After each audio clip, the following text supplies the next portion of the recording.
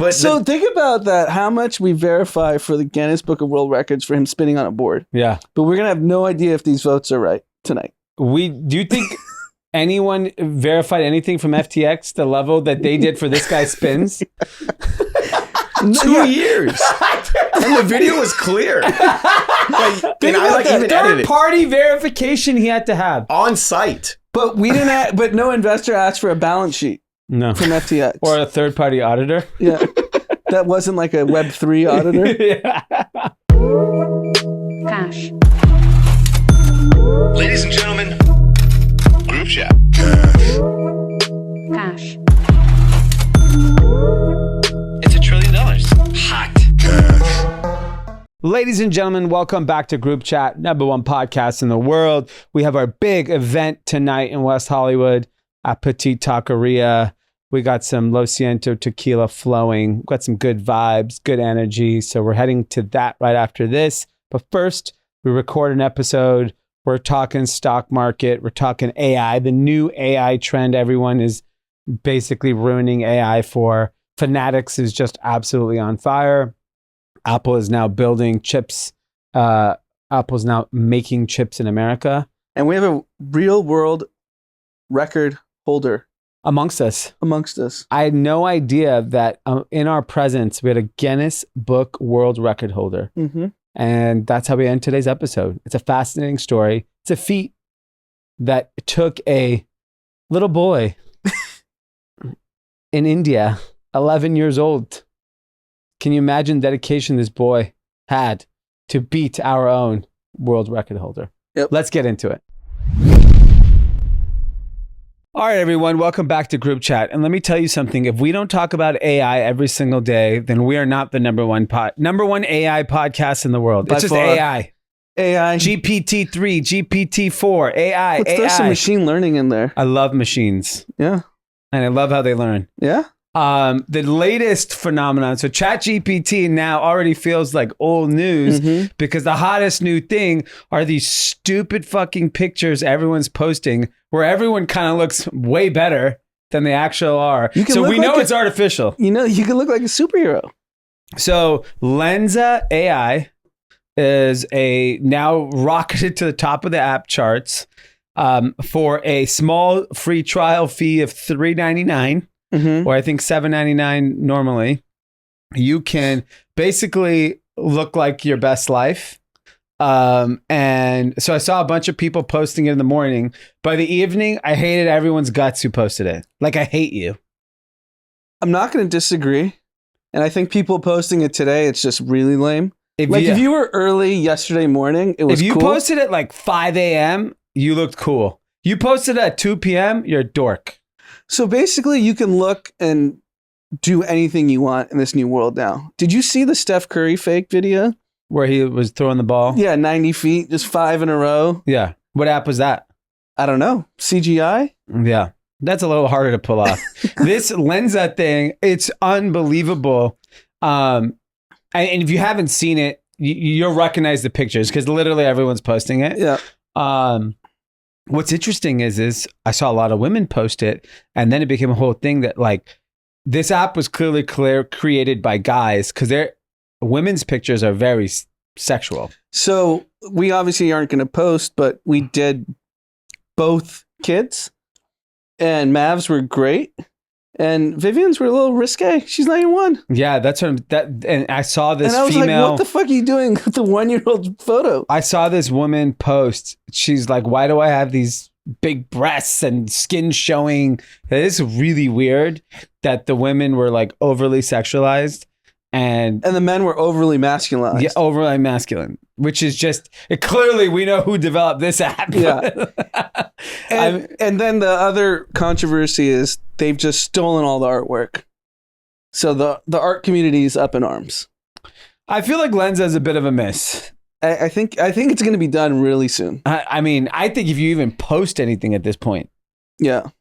I hope they made $20 million yesterday. They because you have to pay. Yeah. They may have done $20 million yesterday. Right. This feels like, what was that company we invested in? Clubhouse? Meerkat. Meerkat. This is very Meerkat. Yeah. Hot for one day and then boom, gone. What Never was saw it again. Meerkat again? I don't Live even remember. streaming? Was it live streaming? Yeah. Why was it so hot? Like It was hot at South by Southwest. That's right. Well, this is really early on live streaming. Yeah. I was hot on Meerkat. Yeah, Meerkat. We used to scream that word. But yeah, I mean, look, I think the interesting thing is, it's so funny. I caught up on the All In podcast the other day, and they talked about ChatGPT. And Friedberg made a comment that, like everything, the thing that's going to ruin it, it's going to become a bubble so quickly, and people, it'll destroy the ecosystem as much as it'll create it. Mm-hmm. And that's literally how I felt in the last 24 hours, where I was so excited about ChatGPT and artificial intelligence. Then I saw Lensa and I was like, fuck this. Yeah. It's like, I'm already over it overnight. And what's interesting is I got a ton of DMs of people who went and played around with it, writing scripts for their videos, cards to their wives, like all kinds of interesting things. And it felt like it came from a really like novel, fun, good place. And then, I don't know, in like 24 hours, it feels like It's exhausting already. Yeah. Because now you're just basically removing creativity. Yeah. You can look however you want. It could sound smart. Sound smart. Yeah. You said wedding vows Yeah. can be made really well. Yeah. I still like it from the text standpoint. I really like it. I like it from the visual standpoint, but I'm not down.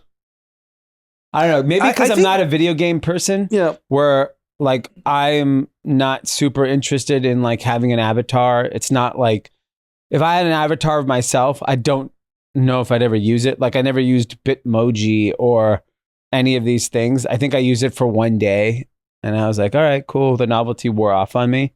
Whereas I'm sure there's people that use their Bitmoji in like daily conversation. Yeah, I feel like that trailed off in all my chats. Like Yeah. it was hot for a minute. Yeah, you're almost 40 too. So it's like if your 40-year-old friends are sending Bitmojis. Yeah. Well, everyone sent the Lensa photos in the chats. Oh, they're your friends. My friends. So Wow. my late 30s friends. That means they sent 10 to 20 selfies. You have to send 10 to 20 selfies. And they've sent 10 to 20 of their own photos each. And one friend's like, why don't I look good? And you look good. Yeah. It's really interesting. But yeah, I mean, it just shows the power of these things. It's pretty phenomenal. I think from the chat GPT standpoint, we're going to have to really rethink the education system for kids. Because it's the biggest cheat code that it's just going to evolve. And the way kids are taught. There's no way, like, I guarantee you there's high school kids that over this past weekend used ChatGPT to knock out an essay. 100%. I mean, our hack when we were in high school and junior high was Spark Notes. I don't even know if they're still around. Yeah, they're in. It's like basically it was a better version of Cliff Notes for any book. So you're in your AP English class and you have to read Scarlet Letter and you're like, I'm not reading 300 pages. I'll go to Spark Notes and sound smart. Yeah. That's as good as we got back then. Yeah. And that was you still have to read and understand it and be able to interpret it. Now you don't have to do any of that. Yeah. It's interesting. You almost have to like everything in school has to just be oral. Like you're quizzed on the spot. So you can't use technology to fake it. Yeah. That's how Harvard, your alma mater, Harvard Business School. Yeah.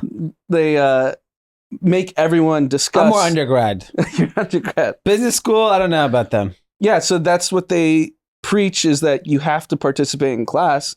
So you get judged on that. And what you I agree. contribute. And I think this is even more important that you actually do have to rebuild the education system, because I think you have to make it more about in-class experience rather than memorization, because you don't need to memorize anything. We need anymore. to be in real life. Yeah. And I think the other piece to it is like, it's like, for example, the preschool we go to is like play-based learning. That's like the popular thing at all these preschools, at least in LA. And I see the value in it because I see it in the kids. And I think you have to figure out how to bring that into the higher level of school. Like forget even elementary, like in high school is where you like lose a lot of kids, in my opinion, in the mass. If you look at the mass education system, a lot of kids get lost in high school.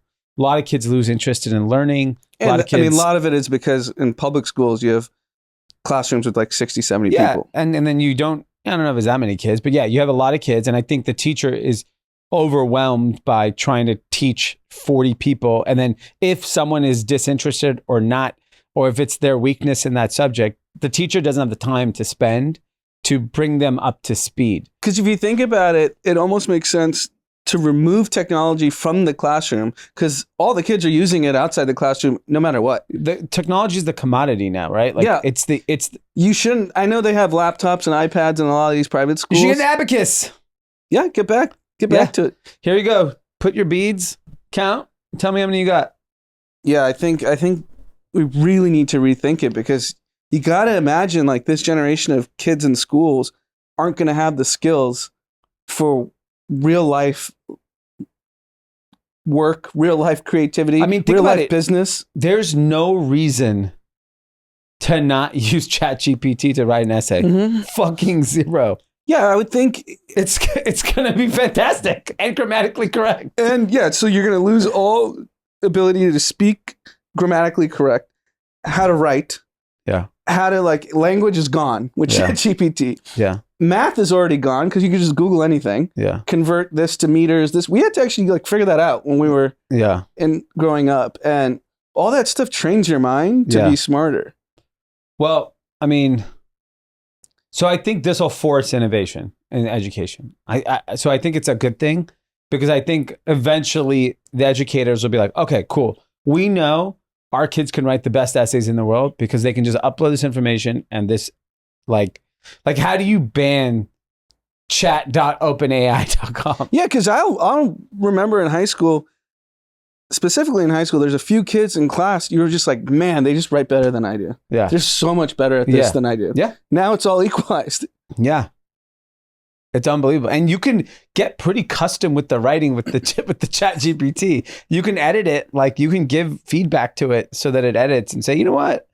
Talk about this more. Talk about this less. So where does it kind of end up? So you're going to have this whole generation of kids growing up with AI where you're pretty much going to be able to do anything You should be smarter. You should actually not be dumber. You should be smarter. Why? Because you can tackle bigger problems because you have assistants. That's what they say for what AI would do in real world business. Yeah. But if you're growing up with this, how does your mind get trained to even do any of these things? How do I tell Emily I really like her? Boom! Now Emily likes you. Yeah. It's interesting. I think it's pretty Write dangerous Emily for the a education poem system. about our sneakers and that we both love Arcade Fire. Yeah. That could be hot. All of a sudden, you're sending a nice little poem. You might have a homecoming date. Everyone's going to have a good poem. How do you differentiate? Well, you got to. And you're going to have a good picture because you're AI. Yeah, you use the Lensa picture. You send this Adonis-looking version of yourself and this charismatic poem. Maybe we'll have more children. Everyone's having sex. But then once it all gets broken apart, once they actually meet in person. Not if you just use chat. You're at dinner and you're just pumping in material. She ordered steak, a glass of wine, and she really likes cats. What's a good conversation starter? Yeah. Give me 3 jokes. Yeah, that's pretty much where we're at. Yeah.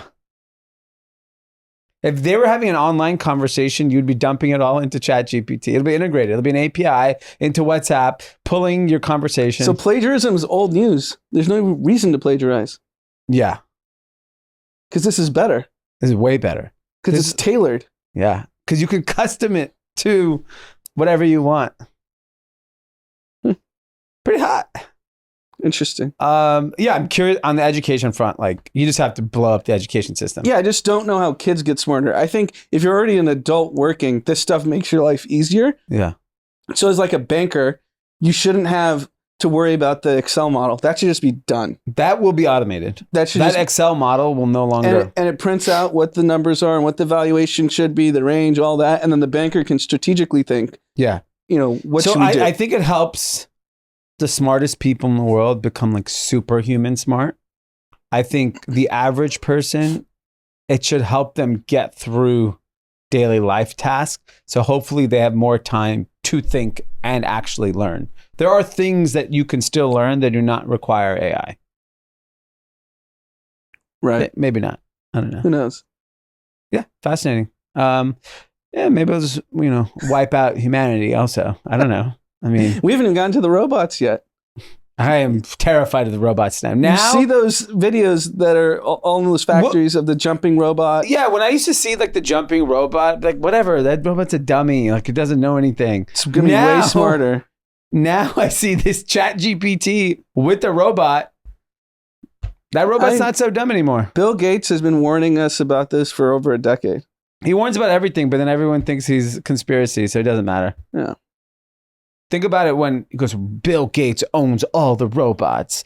And then he inserted microchips in the vaccine so that all the people, that's what people are going to say in 10 years when robots are just mowing us down the street. It's all Bill Gates' fault. It's always Bill Gates' fault. It's fascinating. Look, the exciting thing is there's incredible ways you can incorporate this into your business. There's incredible ways you can participate. Even though we are in a recession, the future is here. These are the companies that will change the landscape of technology. Yeah, the way we live. Like this ChatGPT feels like that early iPhone moment where like, you're like, oh my God. When you saw the iPhone, you saw the possibilities of what could happen. Now we saw this ChatGPT, like I can't imagine what's going to happen in the next decade with this. I agree with that. Meanwhile, stocks are tumbling. Oil is tumbling. I saw gas near my house is now $4.99. Wow. It's really dropping. That's good. Economy's too strong. Economy's strong. Data keeps coming out. What was the data that scared everyone? I don't even know what data came out. I know on Friday was the jobs report that came in piping hot. Better than expected. I think it's just general economy. Spending's up. Yeah. There's no weakness anywhere, right? Right. If the jobs report was good, what was the other thing? Black Friday was solid. Retail spending continues to be solid. But you are seeing drops in prices of commodities everywhere. So you are seeing oil drop, which is affecting gas prices are now going lower. We saw lumber prices, I think, dropped some crazy percentage. It's basically down to the June 2020 lows when the whole world was locked down. Okay, so I mean, lumber prices are down. Ocean freight is down. Everything is down in cost. So inflation should technically be tapering off. And you would think rents are going to be down, which is 32% of the CPI. So is there a world where all of this really just starts to autocorrect? Interest rates, I think they're due for a hike next week. Yeah, so basically the stock market rallied in November because everyone's like, oh, the Fed finally has inflation under control. We see some easing. And then it's tumbled all week because every economic data points to the economy being really strong. So now everyone's scared that the Fed's going to have to raise even higher. Yeah. And you have every major bank CEO, Jamie Dimon, David Solomon from Goldman Sachs, all saying we're heading into a recession next year, like bank on it. Yeah. So it's conflicting, and I don't know if they're just talking their book, meaning their businesses are better when interest rates are lower. So are they threatening the Fed like you're getting a recession? So despite all this strong economic data now, like don't overshoot this. Yeah. Because then you'll have a really severe recession. Yeah. And you always have to take anytime these major bank CEOs. Well, they're forecasting basically to protect their bottom line. Sure. So I think they want to scare everyone so the Fed will back off. Right, exactly. So we do need to see some easing of the economy, which we haven't seen. Yeah, we are seeing, I think the first layer is we're seeing prices come down across the board. Like not at rents yet, but I mean, housing is looking to finally slow down. Like housing prices in certain markets are clearly down. Yeah, definitely. Even I read a report about the Texas housing market has slowed down First it was Arizona. Like you're seeing the slowdown happen. And you know, curious to see if spending for holidays, that to me is like a really important indicator, because if the consumer is still very confident they're spending money, then like we're not anywhere near the bottom. Every indication is that holiday should be strong. Ripping, huh? Everyone's just spending. That's what it feels like. Yeah, I mean, And it's crazy that even the United Airlines CEO was on CNBC this morning, I think, and he was like, I don't know what you guys are talking about, recession every day. I don't see 1 ounce of that in my business. because travel is just... Because if you go on CNBC in the morning, it's, you know, recession, this, that. That's what's interesting about the last 6 months, actually like 10, 12 months. Everything about the stock market down 20, 30% across the board. NASDAQ, S&P, Dow. Then you have everyday recession talk. Yeah. Every day inflation talk. You can't turn on financial news or open the Wall Street Journal without seeing something negative, and the consumer's not phased. Yeah. So they just look at their bank account and say, not affecting me. Well, I mean, I think it shows also... We're seeing every company projecting layoffs. I know a lot haven't done them yet. Forget tech, because that's still a small industry in terms of personnel versus like a Walmart or whatever. You know what I think it really is? I think specifically in America, the average person has lost confidence in mainstream information. Mm-hmm. Forget media, but just information. And they just don't trust anything. And they're just like, you're in a recession, not me. Fuck off. Yeah, so basically COVID broke everyone's mentality. Yeah, because think about it. Like, you heard every which way what to do during COVID, and no, everyone's just like, you know what? I'm just gonna do what I want to do. And I think it's similar to like, you know, okay, because in years past, if we had this much negative financial news, people would be spooked. Yeah. But, you know, we didn't go this year to Art Basel, but everyone I know went there said it was slammed. Yeah, record spending on everything. And this is like when, crypto's down. So it just shows there's another group of people with more money. Mm-hmm. It's crazy. Yeah, I guarantee you, like, Miami had a great weekend. From everything I saw on Instagram, they had an amazing weekend. Exactly. So I think when you really think about the recession, I don't know who it is a recession for. I mean, companies are laying off people. Yeah. I know it's not at the scale to actually affect the economy yet, but the problem is it's like you said, it's white collar, high paying jobs with fat severances. So maybe we're not going to see the secondary effects of this for 3 more months. Like, I think we have to talk in April. Yeah. So what? Facebook laid off was 11,000 people in their first cut.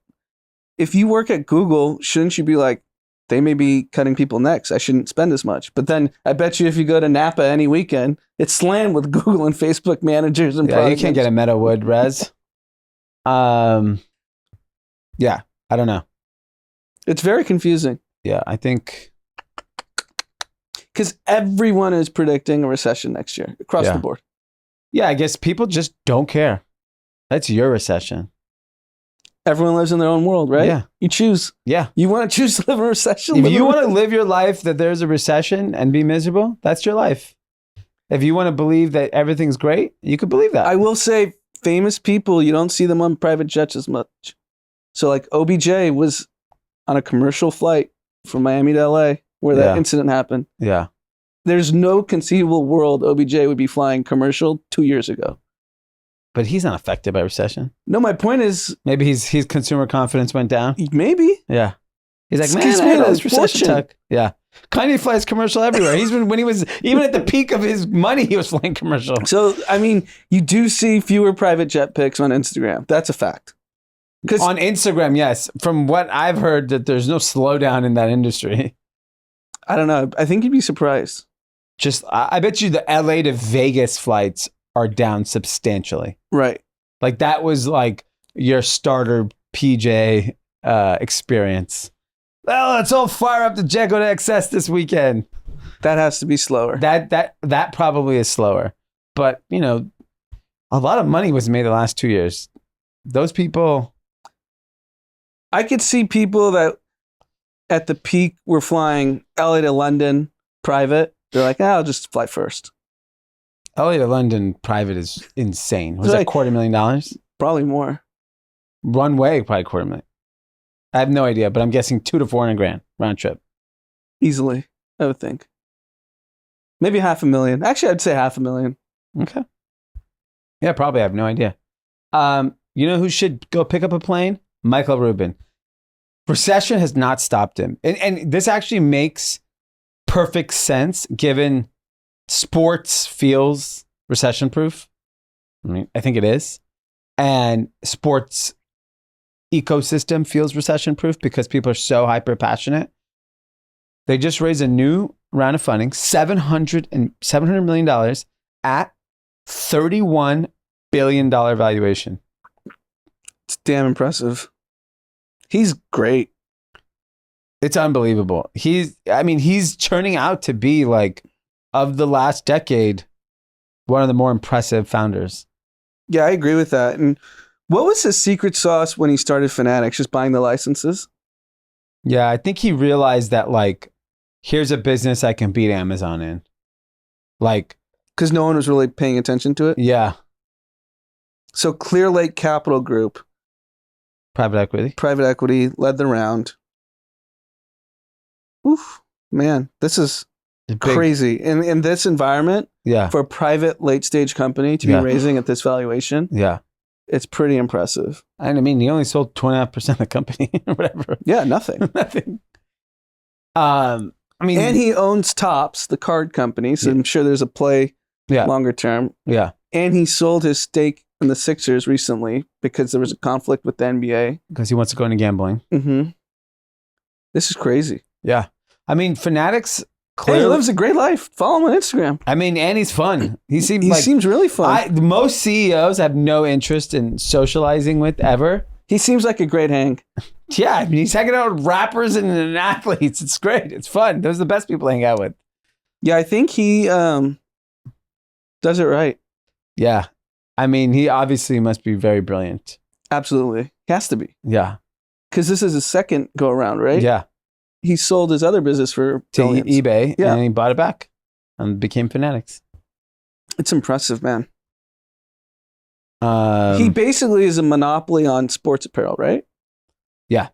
Because even if you go to NBA.com and try to buy a Lakers, they redirect you to Fanatics. yeah, most leagues are now redirecting everything to Fanatics. And he hangs out with Robert Kraft, Yeah, he lives a great life. Tom Brady, Yeah. Meek Mill, Drake. Michael Rubin is the guy. Yeah. It's impressive. And this is just bonker valuation. Especially in this environment. Yeah. So clearly he's gearing up for an IPO next year. The business must be enormous, It must be extremely profitable. profitable, and yeah, pretty awesome. Other news. This is actually really big news.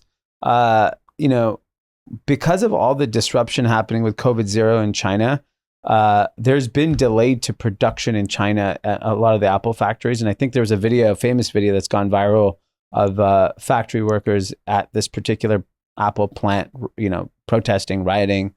And clearly Apple has made it public that they want to diversify their manufacturing interest. And they are now focusing on shifting production to an Arizona factory, which is pretty fascinating. Yeah, I think this needs to be federally funded because it's a security threat to have everything made in Taiwan, the chips at least, which is what is going on. The majority of the world relies on Taiwan for their chip making. And we should be subsidizing chip manufacturing to bring it back to the United States. It creates jobs. Yeah. And we did it for EV. So why not do it for this, which we need even more than electric vehicles? What's interesting is this factory in Arizona is owned and operated by Taiwan Semiconductor. Yeah, TSMC. Yeah, which is still like not an American company. Like, why not just let Intel, just to, in the odd chance there is at some point a glaring conflict with anything from Taiwan, Why not play it even safer and get an American company to? And it's in the interest of the United States to do this. Yeah.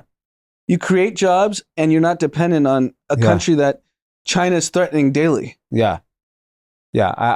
I don't understand. And we know we can come up with federal money for anything. Yeah. So why isn't anyone talking about this? I mean, the thing is what do you need? 10 billion, 20 billion, 100 billion? 50 billion? Whatever. That's nothing. Nothing. There was, you know how much fraud was done? There's like hundreds of billions of fraud done. And I mean, if you think about it, it should actually come from the military budget. Yeah. Because it's Defense. defense. Yeah. And we spend trillions a year on defense.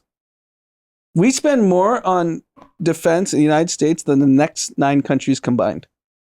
So build some chip factories. Yeah. Then you don't have to worry about what's going on in these other countries. Mm-hmm. You don't need warplanes in the South China Sea. I mean, Russia decided to invade Ukraine and gas prices tripled. Yeah, because we don't drill. Mm-hmm. We're not very smart, are we? For as much, We need some AI. as much innovation that happens in the country, we miss the most basic things. Like oil and like basic manufacturing. Yeah, basic manufacturing of chips. It's not a secret that we were getting, the whole world depends on Taiwan for semiconductor chips. Yeah. Like the whole world's known this, but Yeah. no one wanted to solve it. I'm surprised even Apple, none of these people lobbied for this stuff. You're telling me nobody at the Apple Corporation went to Congress, White House, and say, why don't we have subsidies to help build or why doesn't someone in venture go and do it? Like, hey, we will, for every dollar you put in $1. Like, let's go figure this out. It's in our national security interest. You tell me nobody could figure this out? Nobody did. Did anyone even bring it up to the politicians? I don't even think, because I can't blame just the politicians here. If Apple and Intel were not going and lobbying for Here's this, the problem, because if you do this, and it's obviously going to benefit big technology companies that are already insanely profitable. And you know what's going to happen? You're going to have Ari say, why isn't Jeff Bezos spending his own money on it? yeah, You're going to have Ari saying, why should we subsidize these multi-$100 billion companies? yeah, You know why? Because they're not going to do it. yeah. So we'd rather let Chinese people do Correct. it. Okay. Well, Right, sorry. Ari? Close enough. Yeah. Yeah. I mean, there's obviously it's the same. We hold Twitter to a certain standard, but we hold TikTok to 0. TikTok, the misinformation on TikTok, we talk about this all the time ad nauseum, but the misinformation, you can go down a rabbit hole. Sexploitation and misinformation on TikTok. That's why it's so powerful. Yeah. That's what people want. Yeah. Misinformation and sexploitation. Yeah. That's a good name for a podcast. I think we got our title. But yeah, I think it's like the same thing. Like we'll overanalyze and cover things that are happening, within our walls, but we don't talk about the things that are having a massive impact on our people. That, it's the same thing, the fentanyl thing with China. Like we're not addressing that. No, not at all. There's nothing. You can pick up any mainstream media paper and you just hear 8 kids died because of fentanyl. Yeah. Oh, I have 5 friends who died of fentanyl. Yeah. And there's all these think pieces going on, but there's no legislation happening. Yeah. And we know the route. It's China to Mexico to here. Yeah. There's no secret about that either. Maybe, people in Congress don't know about the route yet. You don't think so? No. I could They're send too them busy day trading. They're day trading. Yeah, I think the problem is these obvious things that would protect the country, the politicians don't have the cover because it benefits private companies, and they'll be like, why are they making money? Yeah. We didn't care Halliburton made hundreds of billions during the last 20 years of war. Yeah. No one cared about that, right? Yeah. That was a different era. That Dick Cheney era. Yeah. Well, we'll see. I mean, I'm curious to see how it's a great move by Apple. I mean, they had no choice, so they did it. Hopefully this spurs more people to invest in. It's going to have a massive impact in America if we can bring some of this stuff back. Yeah, no question. This is big news. So our good friends at Ledger, backstory, Ian Rogers, who's a friend of the podcast and, part of the Ledger team, senior Ledger team, he, a few years ago when I was in Paris, I went to dinner with him and I got to dinner early and there was a guy and his wife there and they were talking, didn't catch their names, but they're really nice people. They came from San Francisco, moved to Paris and really nice. And then Ian brought more friends and it was like a big group dinner. We're drinking later, a few hours go by. I'm like, oh, what's your deal? He's like, I worked at Apple and I started a company. I sold it. I was like, oh, what company? He goes, Nest. I was like, yeah, I know Nest. He's like, yeah, I created it. And then he also helped design the iPhone, iPod. Yeah. And now, that friendship, which they clearly had, has now become a business relationship where Tony Fadell has now joined the Ledger team as some sort of special advisor, creative person to develop a card-sized device for storing your crypto. And what's funny is like if you listen to the early episode of the Ledger CEO and Ian on the podcast, Pascal, they were talking about like, why can't it be your phone? Why can't it be your device? Like, what does Web3 hardware look like in the future? And given that there's so many security issues in the world, period, and there's obviously a ton of security issues in crypto, this is like, pretty exciting kind of like, it's not a phone, it's nothing like that, but it's basically the size of a credit card and it stores your crypto. And I think we're at the tip of like what it could have from a function standpoint. Yeah. So Tony Fadell is like a legend in technology. Yeah. So it's a pretty amazing get by Ian. Obviously, Ian got him to do this. Yeah. And he's obviously made $1 bazillion, so he didn't need to do this. He's just clearly passionate about it. Yeah. Good for Ledger. It's amazing. It's great. And it's going to now open people's eyes to like what's possible now with the product, with the physical product. Because we have someone who was early Apple, did Nest. I mean, think about it. iPod Nest, like you're talking like revolutionary products. Yeah, they're calling it the iPod for crypto. Yeah. I mean, that's insane. That's a big business. Wow. Pretty exciting. Great work, Ian. I mean, his quotes, Tony Fadell's quotes, this is not something I wanted to do. When they approached me, I'm like, I don't want to do it. No, thank you. I'm telling you, he's done it all. Yeah, I got to hang out with him. He does not need to work. No. Fascinating. Well, good work, Ian. Congratulations. Speaking of theft, happens a lot in crypto. You know where else it happens even more? Walmart. Walmart CEO warned publicly that they may have to hike prices and shut down stores because of theft. That is fucking nuts. It's crazy. Did you see that? I think I sent it to you. That video somewhere in Northern California, an Apple store where robbers just walked into the store and just started taking every device. And the employees were instructing everyone to the other employees, let them do it. Let them do it. Wow. Why is that? Why is that a thing? Apple store, they have security. Why do you have to let them walk out?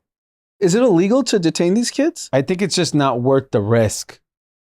Apple's like, whatever. We're going to print 1 trillion this year. Yeah. These guys want to steal 20 phones, which, by the way, they could track anyways. Yeah, exactly. They're going to get shut off in 5 seconds. They're worthless the moment they leave. Yeah, they are worthless. That's true. But yeah, I mean, look, Apple is a different beast. Walmart, they're stealing, regular everyday things that aren't trackable. But the fact that the CEO is making it a national statement tells you that the problem is real. And it's big. Yeah, it's big. And is there an argument for letting people steal? Like, what would someone who's like... if you don't think the police are going to do anything... No. My point is, we've gotten to this point because of defund the police rhetoric and basically like, let's not put more people in jail. But when did we get to the point where citizens are okay with people just stealing from stores? Because that's where we are today. Yeah. We've seen every video. You walk into Walgreens. You're not surprised when you see someone steal. No. Man, under a certain threshold, you don't go, cops can't do anything. Yeah. When did we get to that point? Probably during the last COVID. We gave up. Ari, is there an argument to let people steal? Yeah, people who are Without hungry, consequence. need clothes. No. Why should you have to get a job? Why do you have to work hard? No, but Of course not. You should be able to steal whatever you want. I don't think anybody is arguing that. I mean, crime, at least in major cities, is at an all-time high, especially petty theft. Petty theft. I 'Cause wouldn't it- say crime. Yeah, petty theft is at an all-time high. Yeah. So there's a new DA actually in San Francisco said crime is no longer allowed. So people are very excited about this new DA Wow. that I actually don't know if it's a he or she. So Yeah. he or she and is going to get really tough on crime because San Francisco was the hardest hit by crime. Yeah. And people, my friends that live there are like, finally, Yeah. we have someone that's willing to do something about this. Yeah. I mean, I'm really curious to see. Obviously, Walmart C is publicly saying it as a warning, probably to political people, saying like, if you don't clean up your cities, we'll take our stores. And losing a Walmart lease, I mean, is Yeah, devastating. Walgreens is packed up in certain cities. Even there was a Starbucks on Santa Monica and Fairfax. There's one that opened up on Sunset Boulevard, kind of near Fairfax.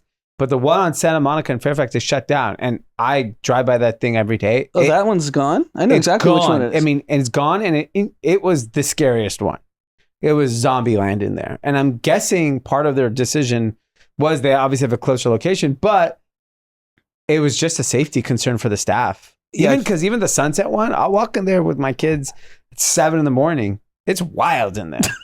There's some crazy shit I've seen in there. This is where Sunset and Fairfax? Near Sunset and Fairfax, yeah.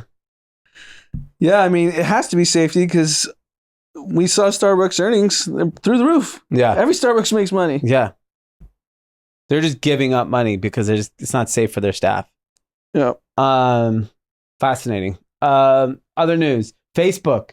Big news. So they're threatening to remove news off the U.S. platform after what legislation's coming out on this? So there's a bill that is in Congress right now. It has Mitch McConnell's support that publishers with fewer than 1,500 employees can collectively bargain what their price is for scraping their news. Because right now on Facebook and Google, they just scrape third-party news and put it in.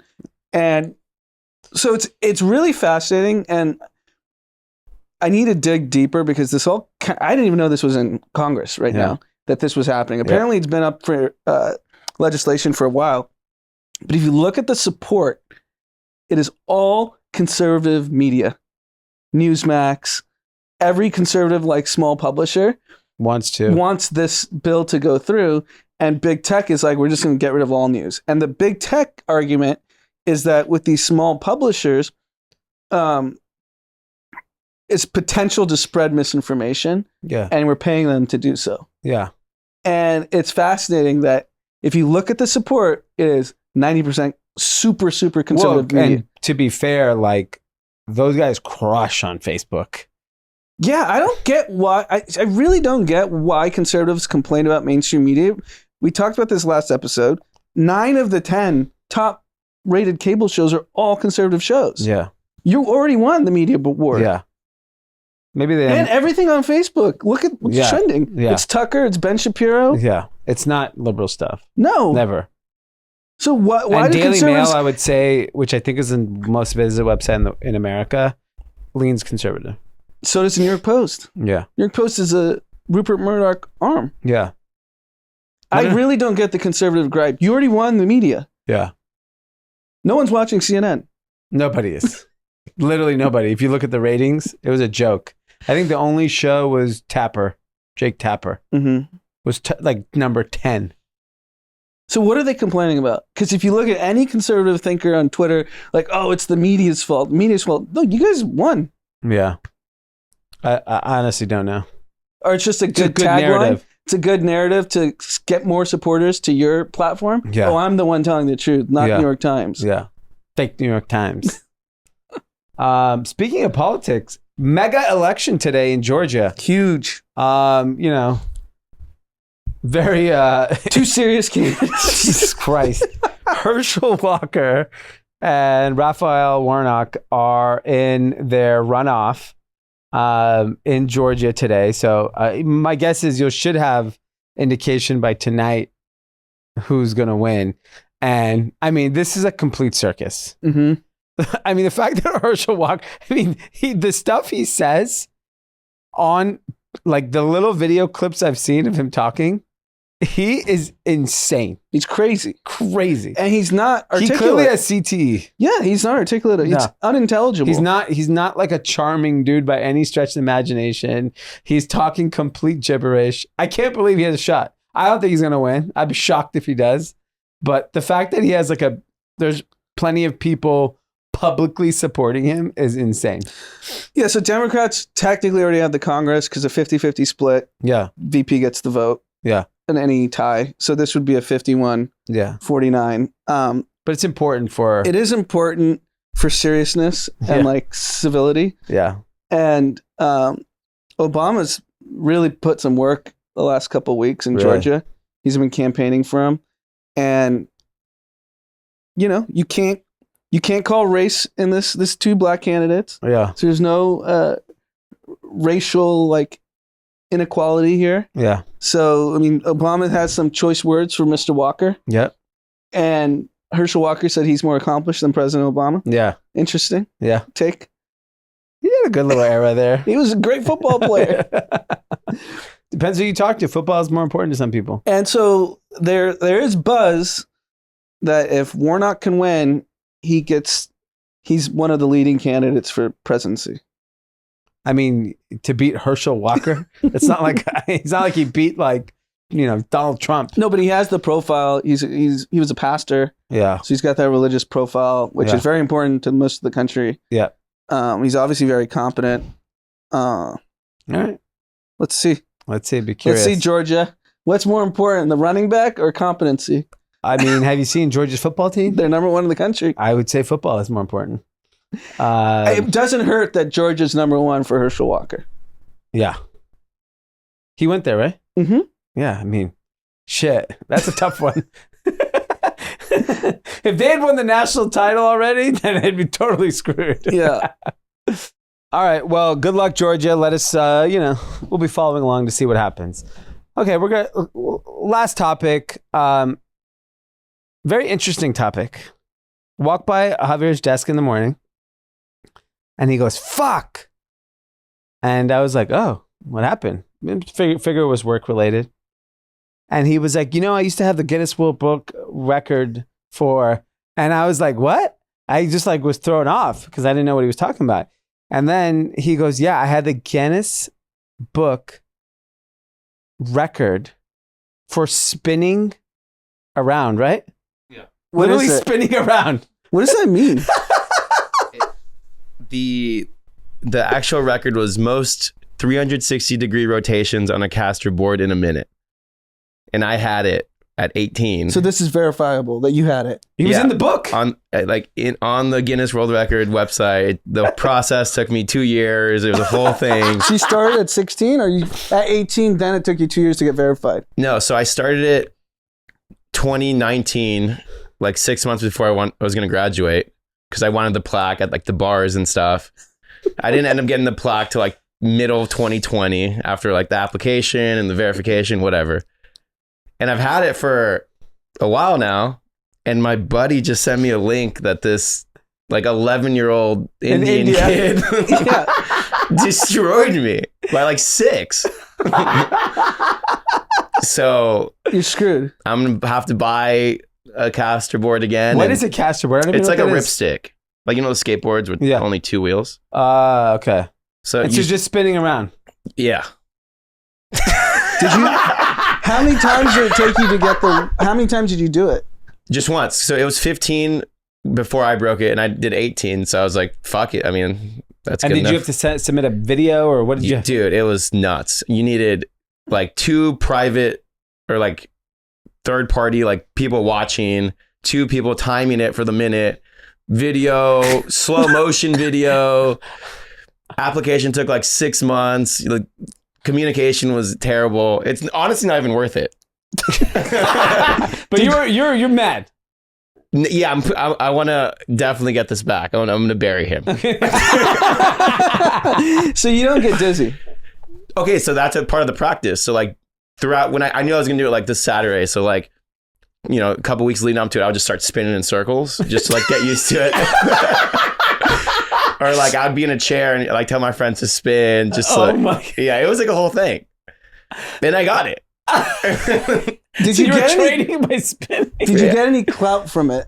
Like, did your friends, were you like the man? For like maybe 2 days. Like I had a hot Insta post. And they're like, no way. I'm like, yeah. Yeah. And then... Can we find that post and post it? Yeah, we need to repost that original post. we can figure it out. This is unbelievable content. Yeah. But So think about that, how much we verify for the Guinness Book of World Records for him spinning on a board. Yeah. But we're going to have no idea if these votes are right tonight. Do you think anyone verified anything from FTX, the level that they did for this guy's spins? 2 years. And the video was clear. Like, and I like even edited third it. party verification he had to have. On site. But we didn't. But no investor asked for a balance sheet No. from FTX. Or a third party auditor. Yeah, that wasn't like a Web3 auditor. Yeah. Oh my God. So at least we know where our priorities are in the world. The book. We're not. Honestly, we're we should not have letting someone spin fake. Yeah. So the Guinness Book, if they broke it, that shit's real. Yeah, they should take over news outlets. That's basically the only trusted source of news we really have in this world. Very thorough. So you're actually going to try to do it again? We'll see. The process alone is enough for me to say no, but I don't know. Now I just have this thing hanging on my room wall that's useless. Well, not everyone's going to hear about this story. You could still fake it at your house parties. I'm going to carry it around like Flavor Flav on my neck now. And also, you had a birthday. Happy birthday. Thank Happy you. birthday, Javier. Thank you. How old did you turn? 26. Wow. Went to Benihana's last Ooh. night. With the Where, boys? the Valley? No, the one on Santa Monica Okay. on 4th. We had 27 people pull up. Wow. We had 3 of those hibachi things. Oh, wow. You guys got the official picture? No. We kind of got kicked out. We were kind of loud. You got kicked out? Well, like You left that They're part probably out. so rowdy and... well, not kicked out. Like they're closing. So we were there for a while. And then they were just like, You should have told them about your record. I know. You know, Well- people treat talent differently. That's true. All right, everyone. Incredible episode. And, you know, today's Tuesday. It's our event. And hopefully this will probably come out during the event. And so we'll recap the event on Thursday. Yep. Excited to see everyone tonight. See you back here Thursday. Bye-bye.